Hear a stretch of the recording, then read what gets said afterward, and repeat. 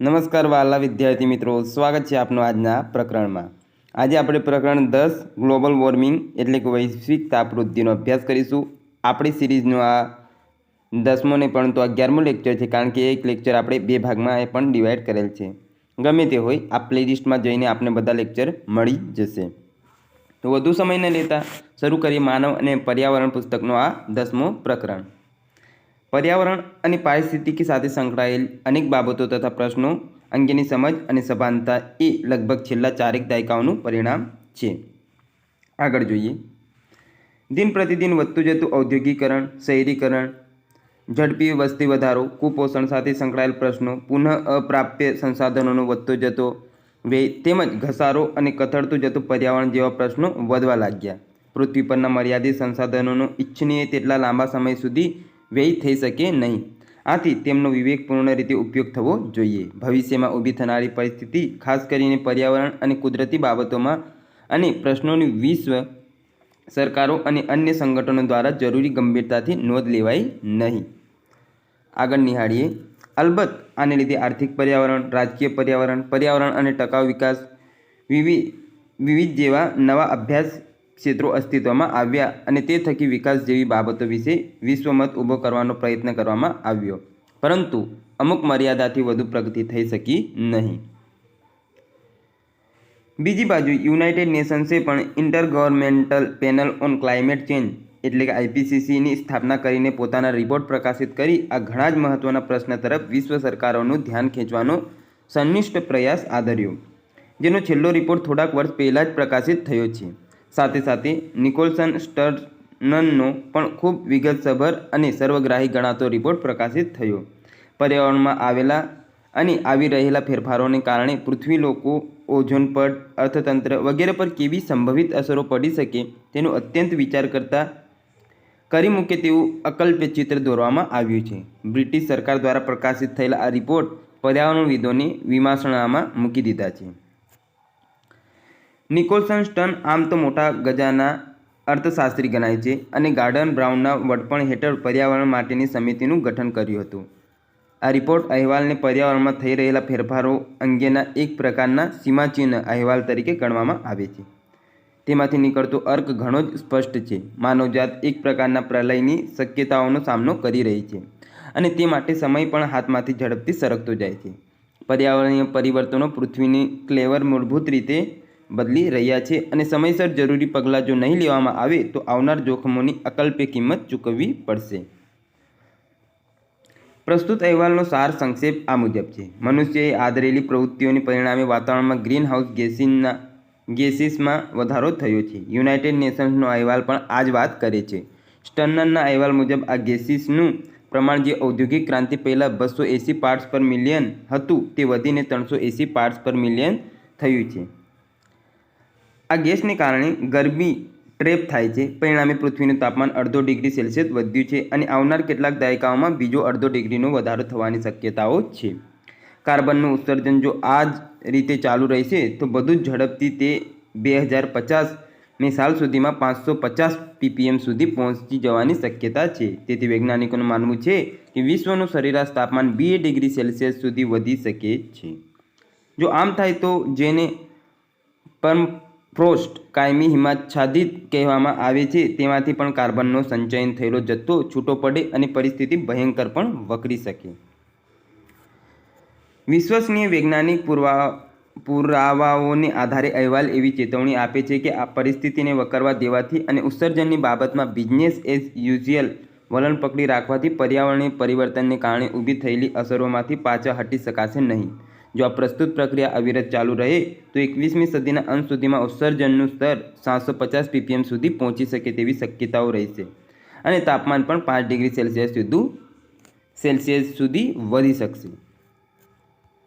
ઈસવીસન 2000 સુધીમાં ગ્રીનહાઉસ ગેસીસનું ઉત્સર્જન 42 બિલિયન ટોન્સ જેટલા કાર્બન ડાયોક્સાઇડ જેટલું હતું। આનો સૌથી મોટો જથ્થો 24% અશ્મિભૂત ઇંધણમાંથી મળે છે। તેમાં વિકૃત પેદા કરતા કોલસો, ખનિજ તેલ અને ગેસ વાપરતા પાવર સ્ટેશનોનો સમાવેશ થાય છે। ઉર્જા તરીકે 14% ઇંધણ પરિવહન અને 14% ઇંધણ ઉદ્યોગોમાં વપરાય છે। લગભગ 14% ખેતીમાં વપરાય છે તથા 18% ઉપયોગમાં લેવાતી જમીન મુખ્યત્વે જંગલો કાપવામાં વપરાય છે. અહેવાલ મુજબ નિર્વનીકરણની પણ ઉત્સર્જનમાં દર વર્ષે વધારો થતો જાય છે. આગળ જોઈએ વૈશ્વિક તાપવૃદ્ધિની પૃથ્વી પર અસરો. અતિશય ગરમીને કારણે પૃથ્વી પર પણ કેટલાક લાંબા ગાળાના પરિણામો આવી શકે. જેમ કે કયા પરિણામો છે તે જોઈએ. આની સૌથી મોટી અસર જળચક્ર પર પડે. ઘણા વિસ્તારોમાં દુકાળ અને પૂરમાં ભીષણ વધારો થાય. ઊંચાઈવાળા વિસ્તારોમાં વરસાદમાં વધારો થાય અને સબટ્રોપિક્સમાં વધુ પડતો ઘટાડો થાય. ગરમ જમીનને કારણે બાષ્પીભવનમાં વધારો થાય અને તેથી જરૂર કરતાં વધુ વરસાદ અને અચાનક પૂર આવવાની સંભાવના વધી જાય. ગરમીને કારણે પ્રાદેશિક હવામાનની પેટર્નમાં બદલાવ આવે, જેમ કે દક્ષિણ એશિયામાં વરસાદ અથવા અલ નીનો ઇફેક્ટ ઊભી થાય. વિશ્વના જુદા જુદા પ્રદેશો વચ્ચે પાણીના મોટા પ્રશ્નો ઊભા થાય. જો તાપમાન 2 ડિગ્રી સેલ્સિયસથી ઊંચું જાય તો મધ્ય પૂર્વ, દક્ષિણ આફ્રિકા અને દક્ષિણ અમેરિકામાં પાણીના જથ્થામાં લગભગ 30% જેટલો ઘટાડો થાય. તેની સામે દક્ષિણ એશિયા, રશિયા અને યુરોપના કેટલાક ભાગોમાં પાણીમાં 10% વધારો થાય અને તેથી નદીના કિનારાઓમાં ગાબડા પડે. ત્યારબાદ હિમનદીઓ પીગળી રહી છે. દક્ષિણ અમેરિકાની એન્ડીઝની પર્વતમાળાઓનો 30% હિસ્સો 1979થી લગભગ અદૃશ્ય થઈ ગયો છે અને અત્યારનો ટ્રેન્ડ જો ચાલુ રહે તો આવતા દાયકામાં નાની નાની હિમનદીઓ અદૃશ્ય થઈ જવાની શક્યતાઓ રહેલ છે. તાપમાનમાં સામાન્ય વધારો થાય તો અમેરિકા, ઓસ્ટ્રેલિયા, યુરોપ અને ચીનના કેટલાક ભાગોમાં ઘઉં કે ચોખાના પાકમાં વધારો થાય. પરંતુ જો તાપમાન 3 ડિગ્રીથી 4 ડિગ્રી સેલ્સિયસ જેટલું વધે તો અનાજના ઉત્પાદનમાં 10% જેટલો ઘટાડો થાય અને ઘણા પ્રદેશોની જમીનની ફળદ્રુપતાનું મોટું ધોવાણ થાય. આમાં પણ આફ્રિકા અને સેન્ટ્રલ અમેરિકાના પ્રદેશોને વધુ સહન કરવાનું આવે. ત્યારબાદ આગળ જોઈએ વધારાનું કાર્બન ડાયોક્સાઇડ. જો દરિયામાં ઓગળે તો તેના પાણીમાં એસિડનું તત્વ વધે. જો આમ બને તો સ્વાભાવિક રીતે દરિયાઈ જીવો પર તેની અસર થાય અને કેલ્શિયમ કાર્બોનેટમાંથી સેલ એન્ડ સેક્ટોન બનાવવાની પ્રક્રિયા અટકી જાય. સ્ટર્નના મતે મુજબ it would disrupt life irreversibly, halting the growth of corals with knock-on effects up the ocean food chain as far as salmon and whales. જો પૃથ્વીનું તાપમાન 3 ડિગ્રીથી 4 ડિગ્રી સેલ્સિયસ વધે તો દરિયાના પાણીની સપાટીમાં 20થી 80 સેન્ટીમીટરનો વધારો થાય અને દરિયાકાંઠાના પ્રદેશો માટે જોખમ ઊભું થાય. જો આમ બને તો અત્યાધિક કુદરતી ઘટનાઓ જેવી કે ઝંઝાવાતો અને વાતાવરણીય તોફાનોમાં ઘણો વધારો થાય. એક વૈજ્ઞાનિક આધાર ટાંકીને રિપોર્ટ એમ કહે છે કે ગરમીમાં 1 ડિગ્રી સેલ્સિયસમાં થતા વધારાને કારણે 10% જીવોને એક્સટિંક્શનનો સામનો કરવામાં વારો આવે. 2 ડિગ્રી સેલ્સિયસનો વધારો 15થી 40% જમીન પર રહેનારા જીવો માટે ખતરારૂપ બને, જેમાં આફ્રિકાના સ્તનધારી જીવો અને ઓસ્ટ્રેલિયાના 15થી 25% પતંગિયાઓનો સમાવેશ થાય છે. ટુન્ડ્રના અડધા જંગલો અને શંકુદ્રુમ જંગલોનો ચોથો ભાગ નાશ પામે. લોકો પર અસર. ક્લાઇમેટ ચેન્જની સૌથી માઠી અસર સૌથી ઘેરી અને સૌથી વધુ ગરીબ દેશો અને લોકો પર પડે. ગરમીના પ્રમાણમાં 2 ડિગ્રી સેલ્સિયસનો વધારો અબજો લોકો માટે પાણીની અછત ઊભી કરે. આ રિપોર્ટ પ્રમાણે પીગળતી હિમનદીઓ શરૂઆતમાં પૂર લાવે અને પછી પાણીના પુરવઠા પર માઠી અસર કરે છે, જે દુનિયાની 6 ભાગની વસ્તી માટે ખતરારૂપ બને, ખાસ કરીને ભારતીય ઉપખંડ, ચીન અને એન્ડીઝની પર્વતમાળાઓ માટે. 2 ડિગ્રીથી 3 ડિગ્રી સેલ્સિયસનો વધારો 30 લાખથી 20 કરોડ લોકોને, 3 ડિગ્રી સેલ્સિયસનો વધારો 25થી 55 કરોડ લોકો અને 4 ડિગ્રી સેલ્સિયસ અથવા તેનાથી વધુ તાપમાન તેથી પણ વધુ સંખ્યાના લોકોને અને અનાજના વૈશ્વિક ઉત્પાદનને અત્યંત માઠી અસર કરે. અત્યધિક તાપમાન અને પ્રદૂષણને કારણે શહેરોમાં ગરમીમાં મોજા ઘણા જોખમી બને. 4 ડિગ્રી સેલ્સિયસનો વધારો 1.5થી 2.5% લોકોને ડેન્ગ્યુનો ભોગ બનાવે. આગળ જોઈએ રિપોર્ટમાં ઉલ્લેખનીય એક અંદાજ પ્રમાણે 21મી સદીમાં અર્ધ ભાગમાં દરિયાના પાણીની સપાટી ઊંચી આવવાના કારણે લગભગ 20 કરોડ લોકો કાયમને માટે વિસ્થાપિત થશે. બાંગ્લાદેશ, વિયેતનામ, કેરેબિયન ટાપુઓ અને દરિયા કિનારે આવેલ ટોક્યો, ન્યૂયોર્ક, લંડન વગેરે શહેરો માટે ડૂબી જવાનું જોખમ વધશે. રિપોર્ટ એમ પણ કહે છે કે તોફાન જેવી સામાન્ય ઘટનાઓમાં પણ જો થોડી પણ તીવ્રતા આવે તો પણ આંતરમાળખાને મોટું નુકસાન થવાની સંભાવનાઓ વધી જશે. દુકાળ અને પર્મફ્રોસ્ટ પીગળવા કારણે મકાનોની સ્થિરતા પર દુષ્પ્રભાવ પડશે. અર્થતંત્ર પર અસરો. સ્ટર્ન રિપોર્ટ પ્રમાણે જો કશું જ નહીં કરવામાં આવે તો ગ્લોબલ પર કેપિટા કન્ઝમ્પશનમાં તાત્કાલિક અને હંમેશને માટે ઓછામાં ઓછા 5%નો ઘટાડો થશે. પર્યાવરણીય પરિવર્તનની કુલ કિંમત અંદાજે ગ્લોબલ પર કેપિટા કન્ઝમ્પશનના 5%થી વધીને 11% જેટલી થશે. અલબત્ત રિપોર્ટ એ વાત સ્વીકારે છે કે આ અસરોનું માપન મુશ્કેલ છે, જેને કાર્બન સિંક્સ કહેવામાં આવે છે. તેને ગ્રીનહાઉસ ગેસીસ શોષી લેવાની ક્ષમતાની મર્યાદા આવી ગઈ હોવાને પરિણામે તેની અસરકારકતા ઓછી થઈ ગઈ છે. જો આ બાબત ધ્યાન લેવામાં આવે તો આબોહવા પરિવર્તન એટલે ક્લાઇમેટ ચેન્જની કિંમત વૈશ્વિક વપરાશ એટલે ગ્લોબલ કન્ઝમ્પશનના 14% જેટલી વધી જાય. અગાઉ કહેવાયું છે તેમ અમર્યાદ અને અનિયંત્રિત ઉત્સર્જન માટે સમૃદ્ધ દેશો મુખ્યત્વે જવાબદાર હોવા છતાં પર્યાવરણમાં થતા ફેરફારની માઠી અસર દુનિયાના સમૃદ્ધ દેશો કરતાં ગરીબ પ્રદેશો પર વધારે પડે તેમ છે.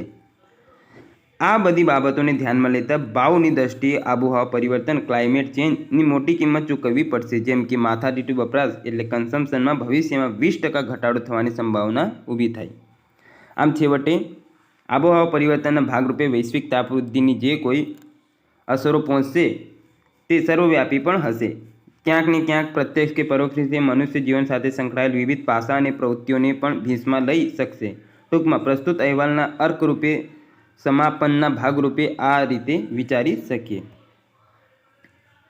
કાર્બન ઉત્સર્જનને કારણે વિશ્વના તાપમાનમાં આમે 5 ડિગ્રી સેલ્સિયસનો વધારો થયો છે. ગ્રીનહાઉસ ગેસીસનું પ્રમાણ ઘટાડવા માટે કશું જ કરવામાં નહીં આવે તો આવતા 50 વર્ષમાં પૃથ્વી પર ગરમીનું પ્રમાણ 2 થી 3 ડિગ્રી સેલ્સિયસ વધવાની સંભાવના છે. ત્યારબાદ તાપમાન વધારો પૃથ્વીની ભૂગોળ અને આપણી જીવનશૈલીમાં આમૂલ પરિવર્તન લાવશે. પૂર, રોગો, તોફાનો, વિક્ષોભો, ઝંઝાવાતો, અનાજ અને પાણીની અછતમાં વધારો થશે. ગરીબ દેશો સૌથી વધુ સહન કરવાનો વારો આવશે. ત્યારબાદ આબોહવા પરિવર્તનને પરિણામે વિશ્વની જીડીપીના 5 થી 20% કિંમત ચૂકવવી પડશે. કાર્બન ઉત્સર્જન અને વૈશ્વિક તાપવૃદ્ધિ એટલે ગ્લોબલ વોર્મિંગમાં ઘટાડો કરવાની કિંમત જીડીપીના 1% જેટલી થશે. જો કશું જ કરવામાં નહીં આવે તો કાર્બન ઉત્સર્જનથી થતા નુકસાનની કિંમત અંદાજે ટન દીઠ $85 જેટલી થશે. વાતાવરણમાં કાર્બન ડાયોક્સાઇડનું પ્રમાણ વધુમાં વધુ 450 થી 550 ppm જેટલું હોવું જોઈએ. આથી આ માટે જે કોઈ પગલાં લેવામાં આવે તેમાં કાર્બનની કિંમત નક્કી કરવી, નવી ટેકનોલોજી અને સરકારોને પક્ષે જરૂરી આંતરરાષ્ટ્રીય કરારો અને તેમનો અહેવાલ પૂરેપૂરી પ્રતિબદ્ધતા સાથે કરવો વગેરેનો સમાવેશ થાય છે. હકીકત તો એ છે કે અત્યારના પર્યાવરણના પ્રશ્નો માટે ઔદ્યોગિક રાષ્ટ્રો મહદ અંશે જવાબદાર છે. છતાં એ વાત પણ એટલી જ સાચી છે કે મોટાભાગના ઔદ્યોગિક રાષ્ટ્રોને જરૂરી પગલાં લેવાની તૈયારી બતાવી હોવા છતાં માત્ર અમેરિકા જેવું રાષ્ટ્ર છે જે સૌથી મોટું પ્રદૂષક છે અને છતાં preservation of American way of લાઈફને નામે પર્યાવરણ અને ગ્લોબલ વોર્મિંગની બાબતમાં ઘટતું કરવા તૈયાર નથી. રિયોમાં તેણે લીધેલું વલણ અને પછી ક્યોટો કરારમાંથી નીકળી જવું એ બાબતોનો પુરાવો છે. માટે જ્યાં સમગ્ર માનવજાતના ભાવિનો કે સર્વાઈવલનો પ્રશ્ન સંકળાયેલો હોય ત્યાં સાર્વભૌમત્વ રાષ્ટ્રહિતને નામે અસહકાર કેટલો વ્યાજબી ગણાય તે મોટો પ્રશ્ન છે. જો કથિત સમૂહ સંહારના શસ્ત્રો અને અણુશસ્ત્રો સામે શાંતિ અને સ્થિરતાનો નામે પ્રતિબંધો લાદી શકતા હોય તો માણસ જાતના સર્વાઈવલ માટે વાતાવરણનું રક્ષણ કરવાની જવાબદારીમાંથી છટકી જવા માટે પ્રતિબંધો લાદી શકાય કે કેમ? આગળ જોઈએ. છેલ્લે વૈશ્વિકીકરણ વિશેની સમજ પણ થોડીક બદલાવવી જરૂરી છે એમ લાગે છે. સામાન્ય રીતે વૈશ્વિકીકરણના આર્થિક પાસાને ચીજવસ્તુઓનું મૂલ્ય, વ્યાપાર, બજાર આધારિત મૂડીવાદ, વૈશ્વિક અર્થવ્યવસ્થા, રાજ્યની ન્યૂનતમ ભૂમિકા વગેરેને કેન્દ્રમાં રાખે તેનું અર્થઘટન અને મૂલ્યાંકન થાય છે. આ મહત્ત્વનું છે. પરંતુ વૈશ્વિકીકરણનો બીજો મહત્ત્વનો અર્થ એ છે કે અંતે તો સમગ્ર માનવજાતના પ્રશ્નો અને જરૂરિયાતો સરખા છે અને તેમની નિયત એક છે કે રાષ્ટ્રીય સરહદ, સાંસ્કૃતિક સીમાડાઓ અને ભૌગોલિક મર્યાદાઓને અતિક્રમે છે. જાણે કે એક કમ્યુનિટી ઓફ ફેટ આકાર લઈ રહ્યો છે અને કેટલાક ખાસ કરીને પર્યાવરણ અને અણુશસ્ત્રોના પ્રસારને સ્પર્શતા પ્રશ્નો એવા છે કે એકલ દોકલ રાષ્ટ્રથી ઉકેલે એવા નથી અથવા જેના ઉકેલ માટે રાષ્ટ્રો વચ્ચે સંમતિ અને સહકાર અનિવાર્ય છે. વૈશ્વિકીકરણના અર્થ માટે સર્વસંમતિ સધાવી જોઈએ અને તો કદાચ આબોહવા બદલાય અને વૈશ્વિક તાપવૃદ્ધિના પ્રશ્નો ઉકેલવામાં મદદ મળે. આગળ જોઈએ.